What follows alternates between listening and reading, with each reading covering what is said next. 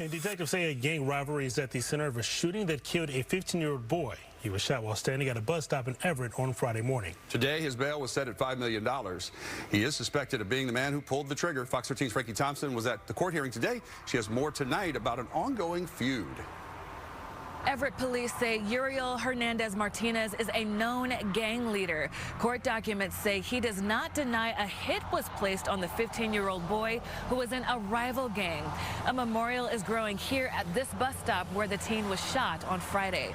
For the first time since the death of a 15-year-old boy, the suspected shooter appears virtually before a Snohomish County judge. You are Uriel Hernandez Martinez, is that correct? Yes, ma'am. Known gang leader Uriel Hernandez Martinez was shot in March during a drive-by shooting. Detectives with Everett Police Department's gang unit say the 15-year-old was in a rival gang and believed his death was retaliation. He does not deny that this hit was placed on this victim. All right, hands up. Do it now. Hands up now. Get on the ground. On the ground. Hey, I don't have Hernandez Martinez was arrested 2 days after the deadly shooting. Back up. Court documents say investigators learned Hernandez Martinez admitted to others that he and other gang members shot the victim.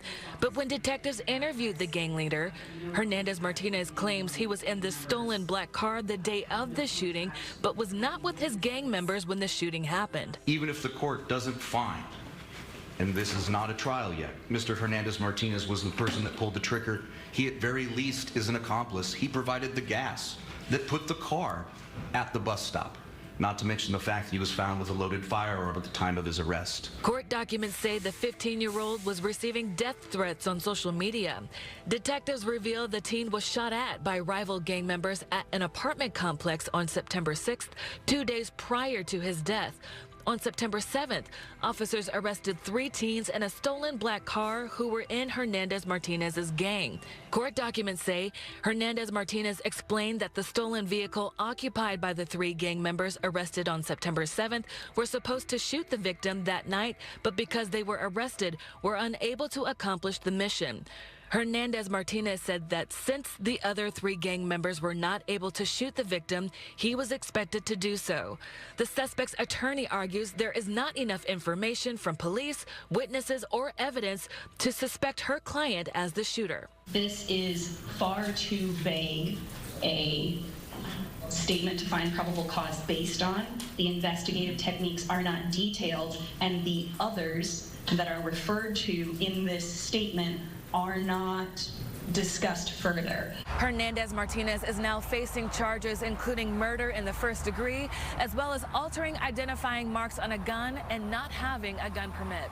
Reporting in Everett, Frankie Thompson, Fox 13. We've seen gang activity all the way from the Canadian border all the way down to Portland area, Vancouver, Clark County, as far as Western Washington. It goes all the way over into Kitsap. I did a class recently for Kitsap courts, because they're experiencing a lot more gangs.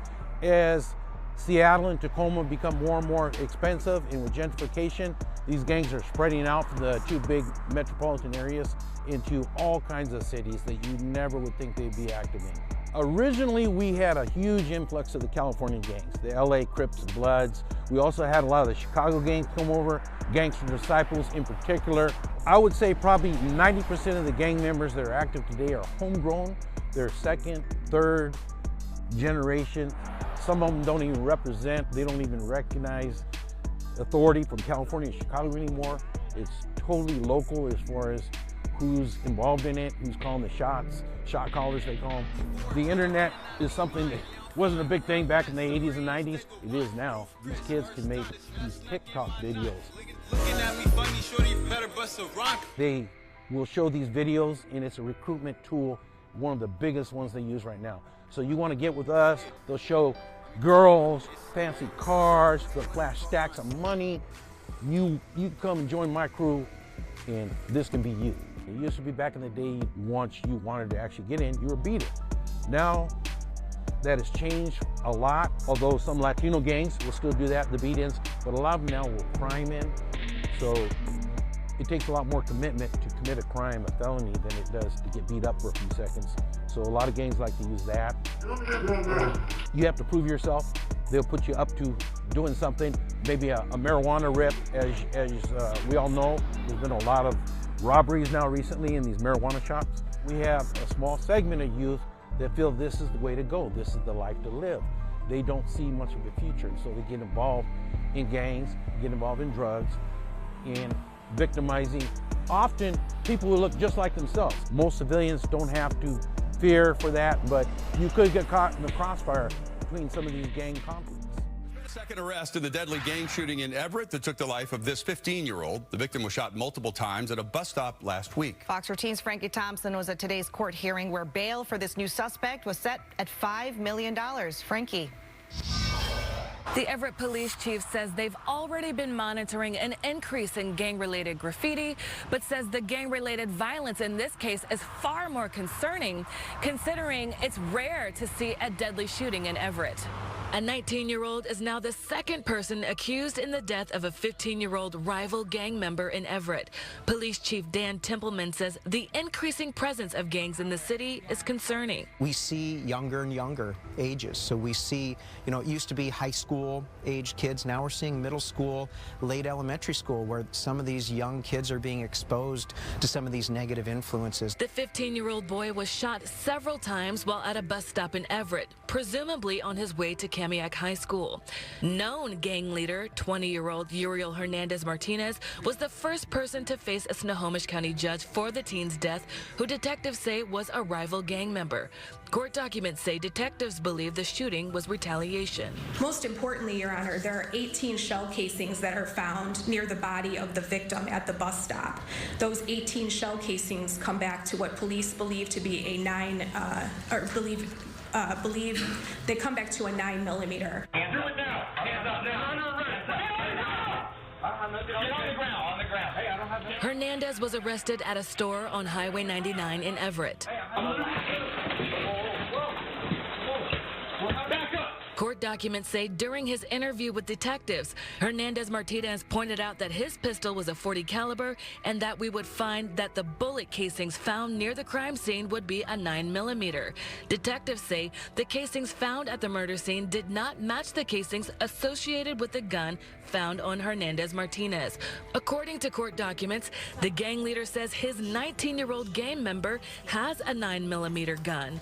Defense attorneys argue Hernandez Martinez is trying to place blame on the 19-year-old for the deadly shooting. For those reasons, we don't believe that there's sufficient information here to find probable cause. As the investigation develops about all members involved in this case, Templeman says the bigger issue is addressing gang activity and youth violence. Everybody's looking to law enforcement for the solution. And it's really important for our community to understand that law enforcement is one piece of the puzzle. The Everett Police Department is one of several partners in the City of Everett's latest multi-layered strategic plan to intervene and prevent youth violence. Templeman says this includes youth programming, education, community engagement, and school resource officers. We have a youth services unit. They focus a lot on developing these relationships, building trust with our youth, so that we can help them when they run into situations where maybe they are exposed to the gang culture and either don't want to be involved in it or have already gotten involved in it and maybe want to get out of it. The police chief is calling on more community organizations to participate in the strategic plan to give kids an additional resource and outlet that's positive for them. As far as the 19-year-old suspect, he is facing charges, including murder in the first degree. Reporting in Everett, Frankie Thompson, Fox 13 News. Graffiti can be the first area of disrespect between gangs, is crossing out somebody else's graffiti, which tends to lead to an escalation in behaviors. So people either defending their territory or just feeling affronted by the fact that somebody crossed out their graffiti can lead to an escalating series of violence. Right up here was a double gang homicide about 4 years ago, and that one was directly affiliated with and tied to graffiti and vandalism. They've done a really beautiful thing there, replacing a location where they had chronic issue with graffiti with a community mural. Community mural is beautiful, but it also adds that community ownership piece that makes it way less likely to be vandalized by the gang, because now it's part of the community and community pride. In City of Berrien, we have 10 or 11 different gangs that are operating. I'm not going to mention one over the other or give any priority to one gang over the other, just a recognition that they're all here. People don't run to the gangs, they run from something else. So one of the things with the gang is it gives you a sense of belonging. And that's really what it is that people who are involved, is they belong to a culture where people feel those unmet needs. They provide safety to each other. They provide love and support to each other. So that's the needs that they're meeting within that group, and often they fund themselves through illegal activities. One of the revenue sources is the distribution of the fake narcotic pills or the M30s or fentanyl-based tablets. It seems like, man, you're elementary school, late elementary school, 5th, 6th grade, they're starting that recruiting. We've seen people as young as 12 or 13, both on the receiving end of violence as well as committing acts of violence in our community. We have to acknowledge that we don't throw away 13-year-olds, right? 13-year-olds, we have to find a way to get them back to being highly functional members of society. Keep up that form, keep up that form. There's a program called Badges and Barbells. We have police officers working with and coaching with the young people to work out after school. It's a relationship opportunity, a coaching opportunity, a mentoring opportunity, all those things that are really what we're talking about here, is those opportunities to develop positive, nurturing relationships instead of negative relationships. ¿De dónde eres? ¿De Guatemala? Yo soy de Venezuela. Carlos Marquez, who was one of the Badges and Barbells coaches. One of my favorite things about Carlos is he grew up in Berrien. So he grew up here, he became a community service officer here with the Berrien Police Department, and then became a detective with the Berrien Police Department. So he's come kind of full circle from growing up in this community to serving the community from a law enforcement lens. And he has this amazing ability to connect with young people because he literally was there. You can't say, you've never been here, you don't understand, when he grew up in the same apartment complex you're living in today. ¿Cómo está? También. I think it's huge when you have officers that understand culture, officers who are part of that culture, because not only do they have the ability to develop the relationship with the young person, they also have the ability to share that culture with the other law enforcement officers. You'll find that people will sit around the roll call room table talking about those cultures. For instance, Ricardo Cueva's in the room, he's talking about the Spanish culture from the perspective of, I grew up in that culture, this is my understanding. And I think it really deepens the relationship the other officers are able to have with the community, as well as Officer Cueva himself. All of us are humans, whether you be an officer, whether you be a young person. All too often we stereotype people into all these little boxes. And I like to introduce myself first as, hey, my name's Ted. I'm a dad, I'm a husband. That's who we are as people. And we have to start from that place. We also have to give that credit to young people. What's going on, you guys? Welcome back. Another episode of Greenlit Gang TV. Appreciate you guys checking out the channel. Hope all is well. It means a lot. You guys running up the views, running up the comments, running up the likes, the subscribers. It's really cool. Cannot wait to get to 10,000. It's a big, big moment for me. Really couldn't even picture it. I've had this channel for going on almost a year now. A year will be in October. And just means a lot, guys. The support, getting this channel really dialed in, figuring out what I need to focus on. It's been a challenge, but for every one of you that's been with me every step of the way, or if you're just new to the channel, it means a lot. So anyway, we're going to be going to Everett, Washington. Everett, Washington is located in the Seattle area, to just make this easy. Technically in Snohomish County. Okay. Now, Everett, Washington, in research and reading about it, you can tell they have been hit hard with the opioid crisis. High criminal element, high crime rate. Gang activity, and that's what we're going to be focusing on today. We're going to be covering the Sureno gang, in particular 2 sets of the Sureno gang in Everett, Washington. One of those was the Vatos Locos Surenos and the STR, the Sur Town Rascals. All right, we're going to be reading from an article really quick, and it says, when Everett Special Operations Detective John Anderson learned that 15-year-old Bryan Tamayo was shot in a fatal drive-by shooting that scattered a busy school bus stop Friday morning. And really quick, to give you a date on this. This was September 8th of 2013. So, Friday morning, September 8th, 2013, Bryan Tamayo was standing there waiting to get on the bus, but he wasn't any regular 15-year-old. He was even at that age, was a seasoned gang member. And that's what it even said in the article. The seasoned gang member and the seasoned gang investigator immediately knew where to look for those responsible for his death. Tamayo wasn't your average 15-year-old Kamiak high school student. Tamayo was an active member in a violent criminal street gang called Sur Town Rascals. As a result of his affiliation with STR for short, Everett gang detective knew Tamayo was a high-profile target of Vatos Locos Surenos gang members, and that Tamayo was hounded by escalating threats and shootings since March, including multiple attempts. So this is March, that's like 7-8 months, including attempts to shoot both Tamayo and his residents. In fact, last Friday's fatal drive-by shooting was actually the third attempt on Tamayo's life in as many days. 3 attempts, 3 days. One attempt was stopped by police, who quickly turned the 3 Vatos Locos Surenos hitters and got them to confess their mission. We're going to get to that in a minute.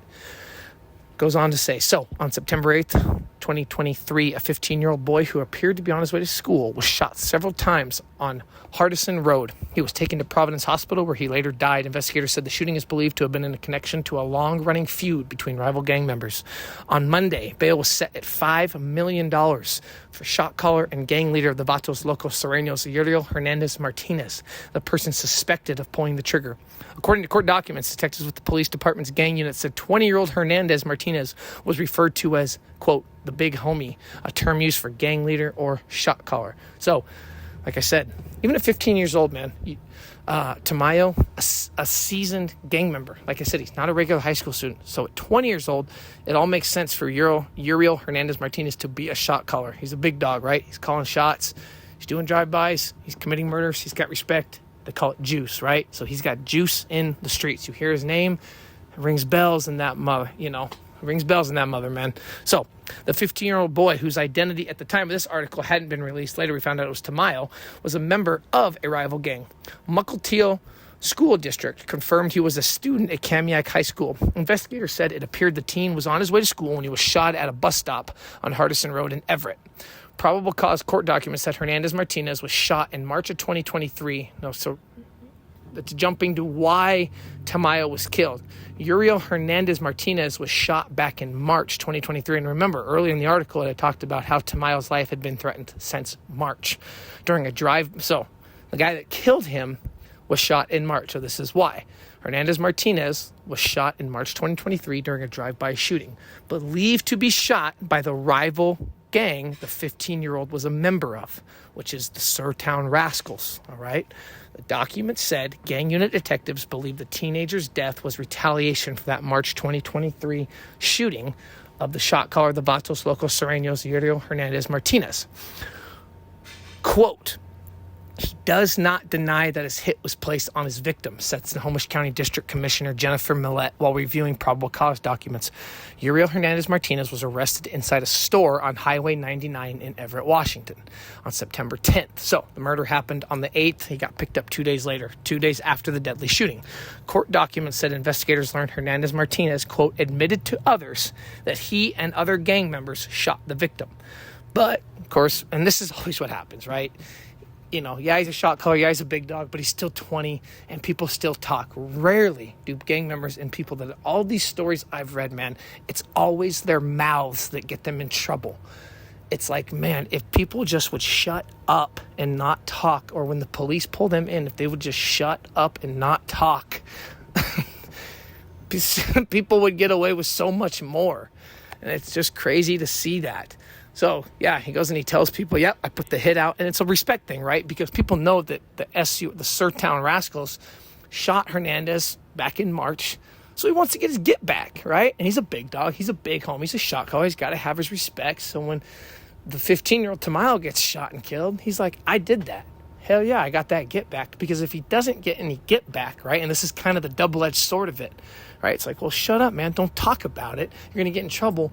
But if the gang members know that he had got shot at 7-8 months prior and he didn't do anything about it, then they question him and look at him soft, like you're gonna let them do that to you and not do anything about it, Then maybe you're soft, maybe you're weak, maybe you're ripe for getting knocked off. Maybe somebody wants your spot and goes, well, hey man, he got shot at a few months ago and you did nothing about it. So it's just a nasty game, and that's kind of my point. So he shoots, kills Tamayo. He's letting people know, yep, I did that. I put the hit out on it. I had to do it myself, and we'll get to why he had to do it himself in a minute. So, however, when investigators interviewed the gang leader, Hernandez Martinez claimed that he was in the stolen black car the day of the shooting, but he was not with gang members when the shooting happened. Even if the court doesn't, so quote, even if the court doesn't find, this is when he was in court, right? This is what the judge said. Even if the court doesn't find, and this is not a trial yet, Mr. Hernandez Martinez was the person that pulled the trigger. He is at very least an accomplice. He provided the gas that put the car at the bus stop. Not to mention that he was found with a loaded firearm at the time of the arrest, said Adam Sturdivant, Snohomish County Deputy Prosecuting Attorney. So not the judge, I'm sorry, the Deputy Prosecuting Attorney said that when they were going back and forth in court and setting bail and all that.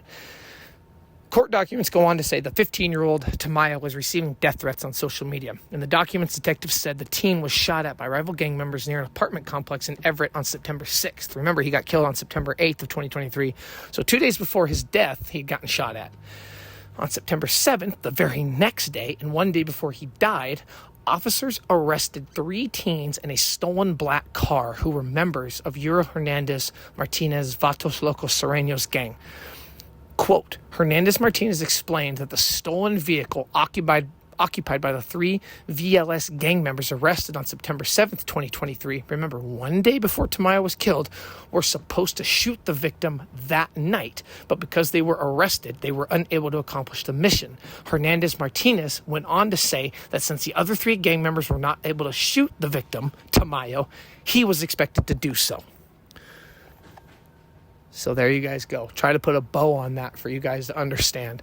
His defense attorney did their part, right? He argued that there was not enough information from police, witnesses, or evidence to suspect her client as the shooter. She goes on to say, quote, this is far too vague a statement to find probable cause based on investigative techniques are not detailed, and the others that are referred to in this statement are not discussed further, said defense attorney Samantha Summerman. Quote, what we see is vague references to statements made by other and investigative techniques, and that's not sufficient for probable cause. Hernandez Martinez faces charges of first-degree murder, altering, identifying marks on a gun, and carrying a gun without a permit. So you're trying to mark the gun, you're trying to scrape it, you're trying to scrape the barrel, trying to basically make it seem like it's not the gun that... Because they're going to match ballistics. They're going to go back and be able to tie the gun in. Now, they did pick up one other guy in connection with the shooting and the murder. This thing's just winding its way through court. Obviously, Uriel Hernandez Martinez was not able to get out on bail. Still winding its way through. But I really did this case, one, because it was Sureno Clique on Sureno Clique crime. I haven't yet done a story on that. And it just, man, the other reason I picked it is because of how young the victim was. 15 years old, and it says that he was an experienced gang member, right? And had been having multiple threats on his life in 3 attempts in 3 days, and on the 3rd attempt, they finally got him. So anyway, pretty crazy, sad overall. Just goes to show you, man, these guys start young. They're lucky to make it to 20, 25. That's why when I do these stories and you hear gang members in their 30s, it's like, man, those guys have probably been to prison multiple times. They've probably been shot multiple times. And to be honest, it's only a matter of time before they're doing life or before they're killed in the streets. So anyway, there you guys have it. Until next time, peace.